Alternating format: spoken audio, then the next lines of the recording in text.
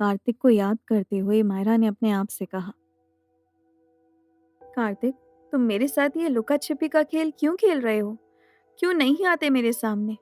चोरी छिपे मेरे कमरे में आए और मेरे लिए ये मैसेज छोड़कर चले गए। ये भी कोई बात है क्या? मुझसे बात क्यों नहीं करते तुम? कुछ देर का पॉज लेकर मायरा ने शिकायत करते हुए आगे कहा, मुझे लगा कि तुम राहुल के यहाँ होने से अनकंफर्टेबल हो या गुस्सा हो, इसीलिए तुम मुझसे मिलने नहीं आ रहे। लेकिन अब तो राहुल भी घर से चला गया है। अब तो तुम्हें आ जाना चाहिए ना। लेकिन नहीं, तुम तो छुप कर बैठे हो। मायरा कुछ देर तक मिरर पर लिखे हुए मैसेज को एकटक देखती रही और फिर उदास होकर बेड पर लेट गई। उसने एक बार फिर कार्तिक को याद करते हुए उससे शिकायत की, मैं तुमसे बहुत नाराज हूँ कार्तिक। देखना, तुम जब भी मुझसे मिलने आओगे ना, तो मैं तुमसे बिल्कुल बात नहीं करूंगी। मायरा ने अपनी आंखें बंद कर ली थी। धीरे धीरे वो कब नींद के आगोश में चली गई, उसे पता ही नहीं चला। अगले दिन खिड़की से छनकर आती धूप सीधे मायरा के चेहरे पर पड़ने लगी और आंखें मलते हुए वो जागकर बेड पर बैठ गई। सामने दीवार पर टंगी हुई घड़ी में टाइम देखते ही मायरा की आंखें बड़ी बड़ी हो गई और वो तुरंत तैयार होने के लिए बाथरूम की तरफ दौड़ी। कुछ ही देर में मायरा कमल के घर जाने के लिए तैयार थी। सीढ़ियों से उतरकर वो नीचे आई और घर से बाहर निकली ही थी कि तभी उसे अपने सामने सिद्धार्थ की कार नजर आई। गौर से देखने पर मायरा को समझ आया कि सिद्धार्थ कार के अंदर बैठा उसका इंतजार कर रहा था। मायरा चलकर उसकी कार के पास पहुंची और सिद्धार्थ से बोली, तुम तो बहुत पंक्चुअल हो। मुझे तो लगता है लोगों को घड़ी के हिसाब से नहीं, बल्कि तुम्हारे हिसाब से चलना चाहिए। घड़ी की सुई भले ही एक सेकंड इधर उधर हो सकती है, लेकिन सिद्धार्थ हमेशा समय पर ही होता है। मायरा की बात सुनकर सिद्धार्थ हंसने लगा और उसे देखकर बोला, किसी ढंग की चीज से तो कंपेयर करती मुझे। तुमने तो मुझे घड़ी बना दिया। चलो अब अंदर आकर बैठो, देर हो रही है। मायरा कार में बैठ गई और कार कमल के घर की तरफ चल पड़ी। रास्ते में सिद्धार्थ और मायरा ने ज्यादा बातचीत नहीं की और ज्यादातर सफर शांति से ही गुजरा। कुछ ही देर बाद कार रुकी और तब मायरा को समझ आया कि वो लोग कमल के घर पर पहुंच चुके हैं। मायरा और सिद्धार्थ दोनों ही कार से उतरे और घर की तरफ जाने लगे। अंदर जाकर उन्होंने देखा कि वहां पहले से ही बहुत सारे लोग मौजूद थे। कमल भी वहां मौजूद थे और वो कुछ मेहमानों से बातचीत कर रहे थे। तभी मायरा उनके पास गई और उसने उनके पैर छुए। कमल ने मुस्कुराकर उसे आशीर्वाद दिया और कहा, खुश रहो बेटा, बिल्कुल सही समय पर आई हो तुम।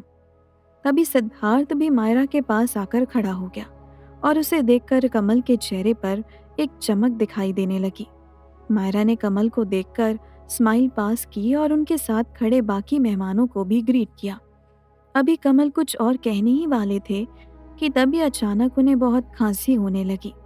मायरा अचानक उन्हें इस तरह देखकर घबरा गई, लेकिन फिर तुरंत ही उसने कुक को आवाज लगाई। लेकिन जब उसकी तरफ से कोई जवाब नहीं मिला, तो मायरा खुद ही भागकर डाइनिंग टेबल की तरफ गई और वहां से एक ग्लास में पानी ले आई। उसने तुरंत ही वो ग्लास कमल की तरफ बढ़ाया और साथ ही साथ उनकी पीठ भी सहलाने लगी। कमल ने खांसते हुए ही वो ग्लास अपने हाथ में पकड़ा और एक घूंट पानी पिया। उसके बाद उन्हें थोड़ा थोड़ा ठीक लग रहा था। उनके साथ खड़े उनके दोस्त भी मायरा को कमल का ख्याल रखते हुए देख रहे थे और उनके चेहरे पर एक खुशी दिखाई दे रही थी। सिद्धार्थ भी मायरा को ही देख रहा था और ये बात उसकी नज़रों से भी छिपी नहीं रह सकी कि मायरा किस तरह उसके डैड का ध्यान रख रही थी। जब कमल की खांसी पूरी तरह रुक गई, तब मायरा ने उन्हें गुस्से से देखते हुए कहा, आप अपना बिल्कुल भी ध्यान नहीं रखते हैं, है ना?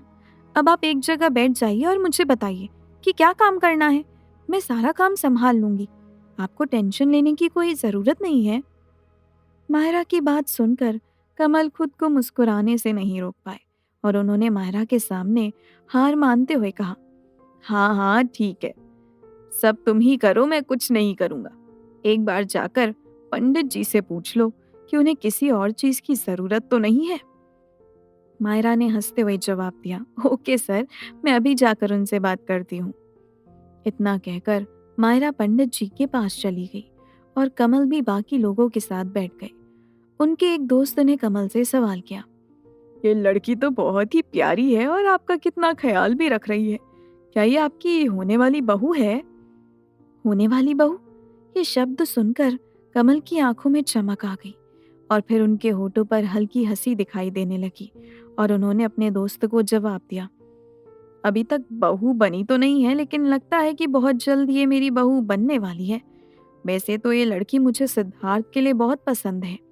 अभी अभी आपने देखा ना, वो मेरा कितना ख्याल रख रही थी और मैं जानता हूँ कि सिद्धार्थ भी उसे मन ही मन पसंद करता है।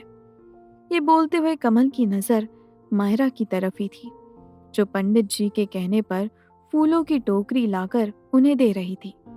उसके बाद मायरा ने किचन से मिठाई का डिब्बा लाकर पंडित जी को दिया। अब मायरा सिद्धार्थ और बाकी मेहमानों के साथ बैठने ही वाली थी कि उसे कुछ याद आया और वो ये पता करने के लिए गई कि प्रसाद तैयार है कि नहीं। ये सोचकर मायरा किचन की तरफ जाने ही वाली थी कि सिद्धार्थ ने उसका हाथ पकड़कर उसे रोक लिया और उससे बोला, हम जब से यहाँ आए हैं मैं तब से देख रहा हूँ तुम कोई ना कोई काम किए जा रही हो। यहाँ पर और भी बहुत सारे लोग हैं जो सारे अरेंजमेंट्स देख सकते हैं और सारा काम संभाल सकते हैं। तुम चुपचाप यहाँ बैठो। लेकिन मायरा ने उसकी बात नहीं मानी और अपना हाथ छुड़ाकर वहां से जाते जाते बोली, लेकिन मुझे ये काम करने में कोई प्रॉब्लम नहीं है, बल्कि I am liking it. Myra का जवाब सुनकर सिद्धार्थ आगे कुछ नहीं कह पाया और जाकर अपनी जगह पर बैठ गया। कुछ देर बाद मायरा भी आ गई और फिर पूजा शुरू हुई। पूजा के समय कमल के चेहरे पर एक मुस्कुराहट देखी जा सकती थी और ये भी साफ समझा जा सकता था कि उस मुस्कुराहट की वजह सिर्फ मायरा ही है। कमल मन ही मन कह रहे थे, जब से मायरा सिद्धार्थ की जिंदगी में आई है उसमें मैंने थोड़े बहुत बदलाव देखे हैं। मैं चाहता हूँ कि ये बदला हुआ सिद्धार्थ हमेशा ऐसा ही रहे और इसके लिए उसके साथ मायरा का होना बहुत ज़रूरी है। मैं जानता हूँ अलका, अगर आज तुम भी होती तो ऐसा ही कुछ सोच रही होती, है ना? कुछ देर के बाद पूजा विधि विधान के साथ पूरी हो गई और उसके बाद मायरा किचन में चली गई। वो वहाँ बाकी स्टाफ मेंबर्स के साथ मिलकर प्रसाद बांटने की तैयारी करने लगी। उसने स्टाफ से कहकर बाकी सभी लोगों के लिए प्रसाद किचन से बाहर भिजवा दिया और खुद प्रसाद के 2 पैकेट लेकर कमल और सिद्धार्थ के पास आई। पहले उसने कमल को प्रसाद दिया और उसके बाद सिद्धार्थ से जाकर कहा, आप मेरे कहने पर यहाँ पूजा में आए, उसके लिए थैंक यू सो मच।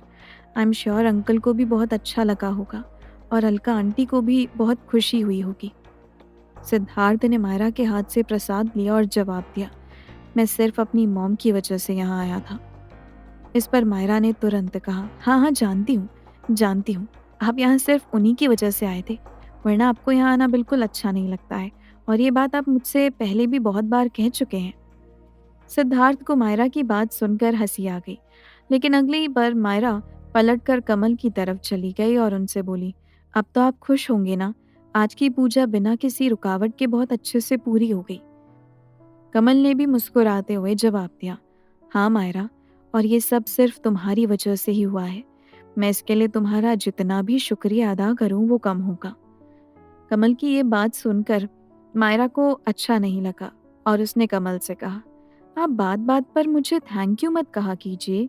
अच्छा चलिए, अब मुझे बहुत देर हो गई है, मैं घर जाती हूँ, हम जल्द ही मिलेंगे। मायरा के घर जाने की बात सुनते ही सिद्धार्थ अलर्ट हो गया और तुरंत उसके सामने आकर बोला, हाँ ठीक है, चलो मैं तुम्हें घर छोड़ देता हूँ, मैं भी बस जा ही रहा था। लेकिन मायरा ने उसे मना करते हुए कहा, नहीं आप अभी नहीं जा सकते, मैं अकेले घर जाऊंगी। मायरा की बात सुनकर सिद्धार्थ ने अपनी भवें चढ़ाकर पूछा, और मैं क्यों नहीं जा सकता? सिद्धार्थ के सवाल का जवाब मायरा के पास पहले से ही तैयार था। उसने कहा, आप नहीं जा सकते क्योंकि आपको अभी कमल अंकल के साथ कुछ वक्त बिताना चाहिए, उन्हें अच्छा लगेगा। सिद्धार्थ उसे मना करने ही वाला था, पर मायरा ने उसे मौका ही नहीं दिया और बोली, नहीं आप मना नहीं कर सकते, आप यहीं रुको, मैं जा रही हूँ, बाय। इतना कहकर मायरा वहां से चली गई और वहां सिद्धार्थ और कमल लिविंग रूम में अकेले रह गए। मायरा के जाने के बाद अचानक घर में खामोशी छा गई उस खामोशी को तोड़ते हुए कमल ने सिद्धार्थ को समझाते हुए कहा, सिद्धार्थ, तुम मायरा के बारे में क्या सोचते हो? सिद्धार्थ को एक बार के लिए समझ नहीं आया कि कमल ने यह सवाल उससे क्यों पूछा है। उसने उनकी तरफ देखते हुए कहा, मैं मायरा के बारे में क्या सोचता हूँ मतलब?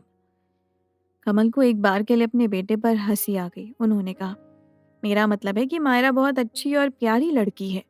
मायरा ने ही हम दोनों के बीच की बर्फ की दीवार को पिघला दिया है और मुझे लगता है कि उस लड़की में इतनी काबिलियत है कि वो तुम्हें सुधार सकती है। वो तुम्हारे लिए बिल्कुल परफेक्ट मैच है। Made in heaven. कमल की ये बात सुनकर सिद्धार्थ थोड़ा नाराज हो गया और उसने सवाल किया, तो आपके ख्याल से मैं बिगड़ा हुआ हूँ? ये सुनकर कमल ने जवाब दिया, तो मेरे शब्दों पर ध्यान देने के बजाय उनका मतलब समझने की कोशिश करो। मैं ये कहना चाहता हूँ कि अब तुम्हें मायरा से शादी कर लेनी चाहिए। सिद्धार्थ ये बात सुनकर चौंक गया। उसे बिल्कुल उम्मीद नहीं थी कि कमल उससे उसकी और मायरा की शादी के बारे में बात करेंगे। सिद्धार्थ के मन में भी मायरा को लेकर कुछ जज्बात थे, लेकिन वो बस उन्हें नाम नहीं दे पा रहा था। और कमल की बातें सुनकर तो ऐसा लग रहा था जैसे वो अपने मन में ये फैसला कर चुके हैं कि सिद्धार्थ और मायरा की शादी होनी ही चाहिए। तभी सिद्धार्थ ने उन्हें समझाते हुए कहा, डैड, जैसा आप सोच रहे हैं वैसा कुछ भी नहीं है। मायरा मेरी सिर्फ एम्प्लॉय है और मैं उसका बॉस। मेरे उसके बीच ऐसा कोई भी रिश्ता नहीं है जिसको लेकर आप मेरी शादी तक पहुंच गए हैं। आपको बहुत बड़ी गलतफहमी हुई है। हमारे बीच में प्यार जैसा कुछ नहीं है। ज़्यादा से ज़्यादा मैं उसे अपनी दोस्त मान सकता हूँ, लेकिन इससे ज़्यादा कुछ नहीं। और वैसे भी शादी जैसे रिलेशनशिप पर मेरा कोई भरोसा नहीं है। मेरी मॉम ने भी तो शादी की थी आपसे, क्या हुआ? क्या मिला उन्हें? वक्त से पहले मौत? कमल को सिद्धार्थ का इस तरह से बात करना बिल्कुल भी अच्छा नहीं लग रहा था, पर वो सिद्धार्थ के ऊपर गुस्सा नहीं करना चाहते थे। इतनी मुश्किल से तो उसने बात करना शुरू किया था, इसीलिए उन्होंने सिद्धार्थ की तरफ देखा और उसे बहुत ही प्यार से समझाते हुए कहा, बेटा, जिंदगी के बारे में तुम्हारा तजुर्बा मेरे से बहुत कम है। अगर कोई एक रिश्ता अनसक्सेस हो जाता है तो इसका ये मतलब नहीं है कि सारे रिश्ते अनसक्सेस ही होंगे। अगर एक शादी प्रॉब्लमैटिक है तो इस दुनिया में बहुत सारी अच्छी शादी के भी एग्जाम्पल्स हैं, है ना? दुनिया में सभी लोग एक जैसे नहीं होते हैं और ना ही सबकी जिंदगी एक जैसी होती है। इसीलिए शादी को इतना ज्यादा नेगेटिव मत लो।